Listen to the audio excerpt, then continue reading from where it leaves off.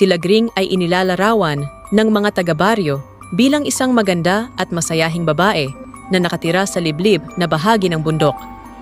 Mahahaba ang kanyang buhok na laging hinahaplos ng malamig na hangin at ang kanyang mga matay may ningning na tila laging may kinikimkim na saya. Ngunit kapag sumapit ang gabi at buo ang buwan, may lihim na hindi kayang itago ng kanyang kagandahan. Sa oras na tahimik na ang paligid, nag-iiba ang kanyang anyo, hindi sa mata ng tao, kundi sa mata ng dilim. Ngunit sa gabi, sa ilalim ng buwan na buo, siya'y nagiging isang nilalang na naghahanap ng laman ng tao upang mabuhay. Siya'y nagiging isang manananggal. Hindi niya ito pinili, at kahit gaano kaganda ang kanyang anyo sa araw, sa gabi ay nagbabago ang kanyang katauhan sa isang makapangyarihang halimaw na naglalakbay sa dilim.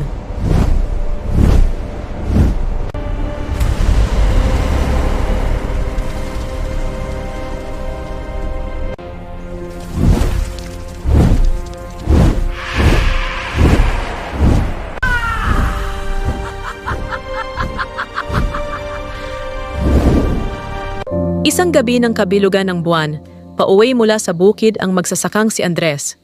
Tahimik ang daan, walang hangin, walang tunog. Parang huminto ang mundo. Sa gitna ng dilim, may nakita siyang isang babae sa gilid ng daan. Si Lagring. Biglang umihip ang malamig na simoy ng hangin. Dahan-dahang tumingala ang babae, at sa ilalim ng liwanag ng buwan, nagbago ang kanyang mga mata.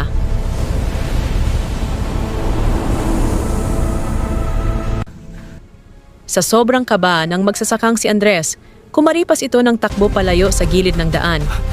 Humahagibis ang kanyang paghinga habang tumatama ang mga paa niya sa lupa, tila hinahabol ng sariling anino. Ngunit sa bawat hakbang niya, lalo lamang lumalakas ang hampas ng hangin sa likuran niya, parang may lumilipad, dahan-dahan. Mula sa likod niya, narinig ang malakas na hampas ng pakpak. Hindi iyon tunog ng ibon, mabigat, mabagal, at papalapit. Namatay ang ilaw ng lampara ng magsasakang si Andres. Kaya dito nataranta ang magsasaka, kinakabahan at natatakot. Sa kapatagan, naabutan ang magsasakang si Andres. Bago pa siya makasigaw, agad siyang hinablot ni Lagring.